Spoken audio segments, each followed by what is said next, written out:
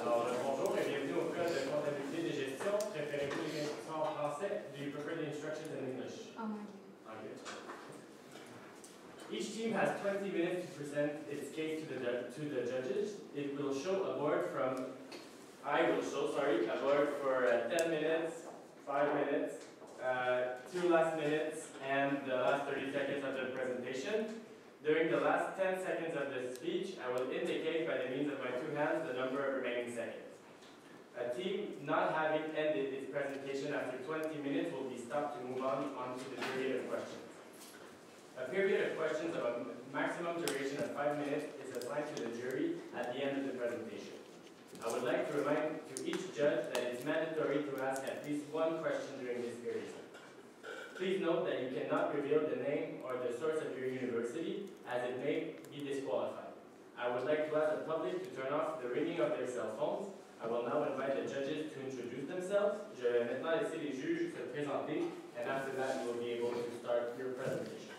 Good afternoon, guys. I'm Philip. I'm a teacher in Cégep, specialized in project management. Hi, my name is Hugo. I work for Deloitte in Quebec in audit private companies. Hi, my name is Samuel. I work at Deloitte as well. I specialize in privately owned company as well. Hi, my name is Simon. I work as a project manager in Markham Webinets. You have the floor? Yeah.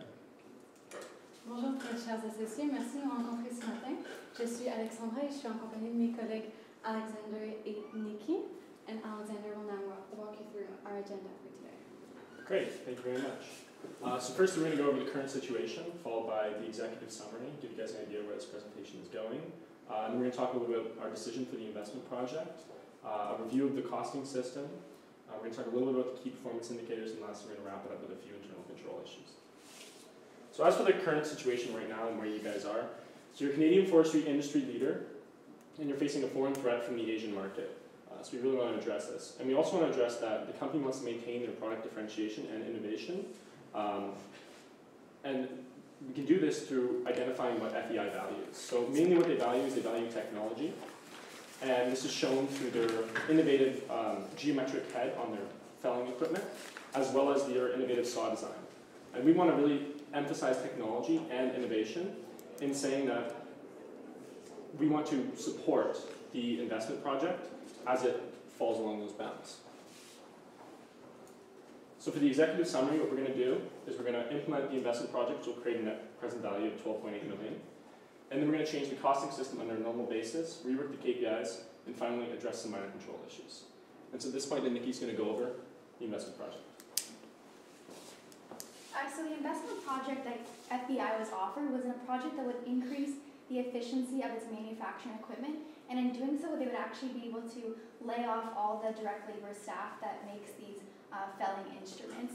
So when we take a look at this investment project, obviously it's a negative outflow at the beginning of year 0, but the company will actually reap positive cash inflows starting with year 1 from this project. It should be noted that when we did this calculation, we calculated our own weighted cost of capital, and we did this based on the company's current cost of debt, which is at 9%, and based on the cost of equity within the industry, as we found that actually our cost of equity is actually lower than the industry cost, but we wanted to be conservative by using the industry's average. And then we also use the weighted average debt to equity ratio of 3:1, which is the industry's average. And as well, it should be noted that when we did calculate these cash flows, we assumed that the production growth year by year would equal that sales growth that we were given within the case. As well, after all these calculations and using this discount rate percent of 9.5%, we found the project would yield a positive NPV of about $12.8 million. Moving on, when we take a look at more qualitative factors in taking on this investment project, certain costs and concerns that we did identify were taking on more debt in order to finance this project, which would bring risk to this company and increase their debt to equity ratio. As well, because they would be laying off all staff that would be actually manufacturing these products, they would have a full reliance on machinery. So if anything were to actually go wrong on machinery, they wouldn't actually have human resources to deal with these issues. But looking at the more positive side of things, this tech innovation within their production process really helps the company differentiate, which we identified as a main company strategy at the beginning. And as well, this increases the quality and efficiency by decreasing waste within the production process. And we found that decreasing waste actually constitutes an inflow in cash, which we used in that NPV analysis in the previous slide. And as well, because this project will yield increasing sales year by year, the increasing profitability will really serve as a benefit to the project. So all in all, with that positive NPV that we previously mentioned and these qualitative benefits, we believe that this project should be taken on. So I'll now pass it over to Alexandra to address our current costing system. Thank you. So we've observed that the firm had made some errors in the way it would allocate the cost to its products. So right now, the standard cost of each unit is deemed to be at $30,000, but actually we found that there was perhaps a mistake in classification, as it included some of the administrative as well as some sales fees. So it actually gave a wrong picture of the cost of each unit being produced.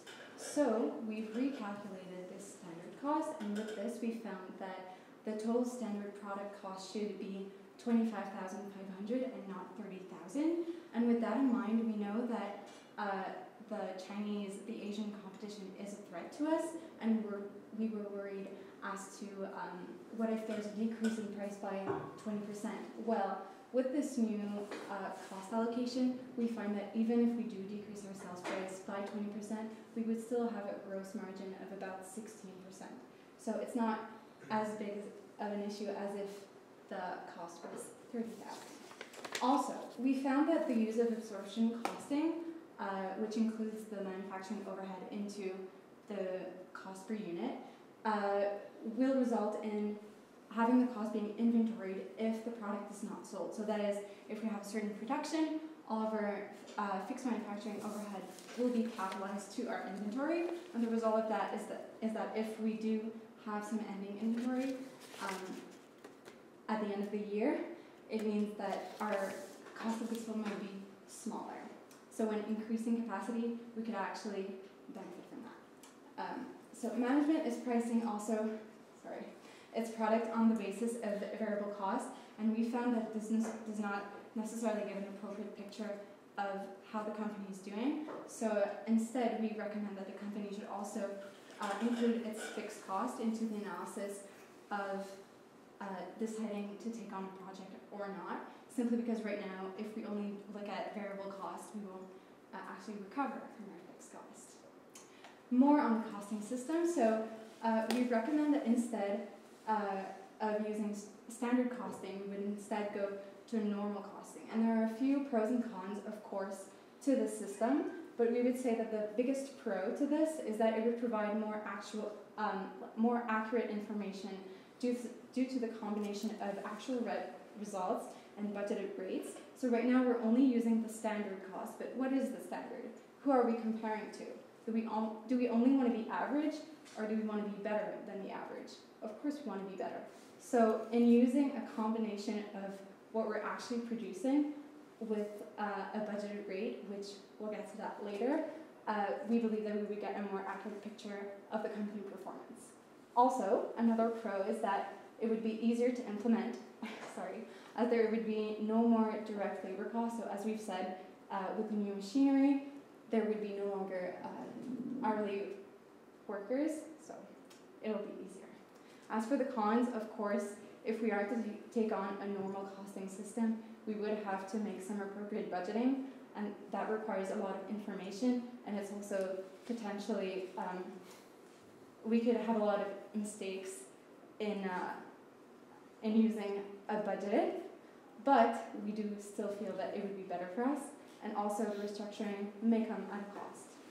Also, we need a new cost allocation system as the hourly labor will be used. So as we said, we're going to let go some of the workers, and therefore we can't use direct labor hours anymore because it's only going to be machinery. So a more appropriate measure would be to use machine hours. And so now I'll pass it on to Nikki for the key performance indicator. Thank you. So now you asked us to review key performance indicators of the company. So we first took a look at financial indicators and compared those to those of the industry. So before this new investment project is implemented, the company's average annual increase in unit sales is greater than the industry at 15%. Their average working capital ratio is 1.67 to 1, also greater than the industry, and their average debt to equity ratio is about half that of the industry at 1.44 to 1, although their average return on equity is less than the industry. When we move on, in 2019, just after at the end of the year, after we've implemented this new machinery, we see that the average annual increase in unit sales equals that of the industry, and it should actually, in later years, it might actually fall below the industry average. In later years of the project, from years 3 to 5, will only be about 5% increase in sales. The average working capital also falls as well because we needed big outflows in order to invest in this project. And the average debt to equity ratio would increase by taking on this loan in order to finance this project. But as you can see, it's still way below the industry average, so this isn't much of a concern to us. But a big benefit with taking on this project is that our average return on equity would increase, and this would increase further with increasing sales. And a big part of this project was maintaining profitability, and this would really help the company to compete against those Asian manufacturers that are potentially investing in a subsidiary in Canada. As well, some other key performance indicators that weren't looked at within the industry average, we did notice the significant increases in both accounts receivable and accounts payable accounts since the prior year. And so we believe that in also assessing firm performance as the board, you should also look at the credit worthiness of our clients, and as well potentially looking into the liquidity situation of the company, as liquidity is important as well in repaying that loan that would finance that investment. As well, we also looked at the days in inventory, which is approximately 62 days per year, which seems sort of high, which means the company is not selling off their inventory potentially as well as it should be. And right now we also took a look at that inventory account and noticed that 50% of our inventory are finished goods, which means a lot of inventory is still in process and just sitting on our books. So with the inventory that is finished goods, we actually feel like this is questioning the ability of the sales staff ability. That's a lot of inventory that is sitting on the accounts, and they should be selling off inventory potentially faster. But actually with that inventory that is still in process, the other 50% of inventory, we're hoping that that new machinery can increase the efficiency of production. So this day's inventory measure will likely decrease with that new machinery. We also wanted to expand the performance indicators to not only look at financial indicators, but non-financial indicators as well. As your company values more than just profitability, there's so much more to the company than that. So we also suggested the company consider their pillars of the business and adding non-financial indicators, such as customer satisfaction, taking surveys of the customers and looking how well they are satisfied with the quality, with our customer service with them. As the more we improve that, the more we can increase sales in the future. Taking a look at the product, the quality of the product, and testing the product. We know that the new investment project would decrease waste, so this would likely increase the quality of the project, but finding other ways to test that to make sure our quality is top par for our customers. Taking a look at productivity as well, how fast the workers are working to make those products and how efficient they are in the process. Innovation is important to our company, as we like to differentiate ourselves from competitors instead of using a low-cost strategy, and as well looking at our commitment to customers. So all in all, these almost qualitative factors can also show a true reflection of our performance. So we'll now move on to internal control issues that we would feel should be identified within the company, and I'll pass it back to Alexandra. Thank you. Yes, so looking now at some of our internal controls issues. So one of them is potentially an issue of segregation of duties, which might be the case here with Ms. Addo, who is both the production cost accountant and serves an administrative role. So she's looking over at some accounting clerks and also some administrative staff. The impact of that is that this segregation of duties could lead to potential error just because she's looking at so many things at the same time, or and it also poses risk because potentially she could pass by a fraud and not notice it just because she's too busy working on something else. And also the fact that she's alone makes it less efficient for the company as a whole. So a solution for that would be to hire an accounting supervisor as well as new administrative staff, just so we can reduce the weight of the things she has to do on the day-to-day. And we quantified this by taking all of the admin costs currently, and we've divided that by the staff, and with that we estimate that taking on those two new people could potentially cost $180,000 per year. A second weakness is that the board of directors, so you unfortunately, are only meeting once per year, and potentially this means that key information is not provided to the shareholders. So as you know, your role is to inform the shareholders of everything that's going on into the business, but what happens if you only meet once a year? You lose a lot of very timely information, which is absolutely valuable to you because you have a stake in this company. Oh, sorry, the shareholders have a stake in the company. So a solution to that is very simple. It would be to just simply meet on a quarterly basis. So we suggest not only to prepare financial statements on a quarterly basis for those meetings, but do them and have an established schedule. We know that sometimes it's a bit difficult for all the board to meet, but it's really important for the shareholders. And now I'll pass it on to Alexander. Thank you very much. So we're just going to go over a few other internal controls, mainly that the standard costs are only reviewed yearly. And what this means is there's a lack of timely information. And our solution for this is to review the costs bi-monthly and compare with industry standards and actual costs. We also notice that all accounting staff have access to company software, which is a potential security risk, because employees who are moving around the office have access to all the files in the entire company server, which could potentially lead to fraud, and that someone could take information or potentially falsify information.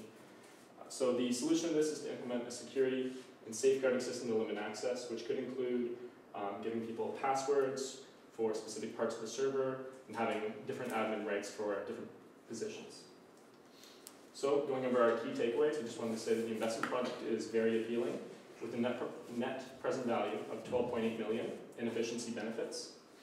We also noticed that the costing system should be reworked under a normal basis and that additional non-financial KPIs should be implemented. That being said, we'd like to open the floor for questions. No problem. Thank you very much. I'll stay in English for I know you understand well, but I don't know for you guys. So thank you very much. I just want to make sure, first of all, have you guys included the like loan payment in your NPV? I just wanted to make sure. Yeah. Yeah, I can show you a backup of all the calculations that we use as well. We took the loan payment, all the tax shields from all that stuff. It's all included within, as well as the initial payment costs, the installation costs, and all the severance payments that would be out later at the beginning. Great. Yeah.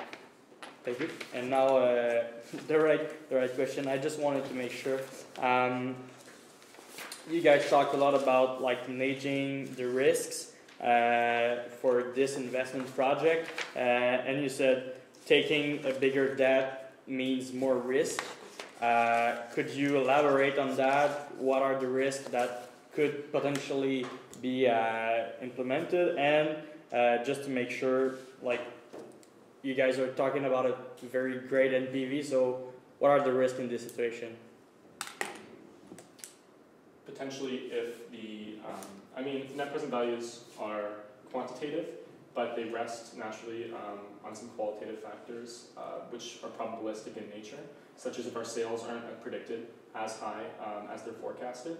If they end up being lower, there is potential risk with loans and our inability to pay them, but we see this as really unlikely because the sales would actually have to be far lower than we anticipated, almost like 50 or 40%. Okay. And in adding on to that, the main risk in taking on more debt would be for the shareholders, as debt are repaid before the shareholders. So if the company were to end up in some sort of bankruptcy situation, which it doesn't seem likely, but the debt holders will be paid back first, and this would be a main risk for the shareholders. Thank you.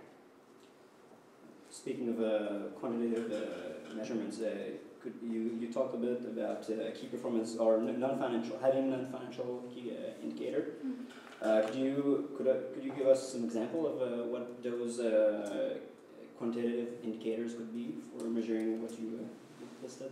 Yeah, for example, customer satisfaction. We could be giving out surveys to certain customers and like asking them to rate how they felt the product is used, or how they felt that we delivered the product to them, like their whole experience with us. Or for quality, we might be testing whether it meets like certain thresholds standards we set within the company. Yeah, that's the main examples. Would you mind going through the financing options for the initial payment of $2 million? Have you taken time to see what are options for the company? I believe that company said that they didn't want to become a public company. Yeah. So we do have, I think it would have been $2 million that would have needed to be sourced right now. So we would have, we think we have about $900,000 in cash, so we could use cash towards part of that, and as well maybe selling off some of our inventory or other resources, or asking our current equity investors to see if they could pitch in to contribute to that $2 million. Cool. Yeah. Thanks. That's all? Yeah. Thank you very much. That's all.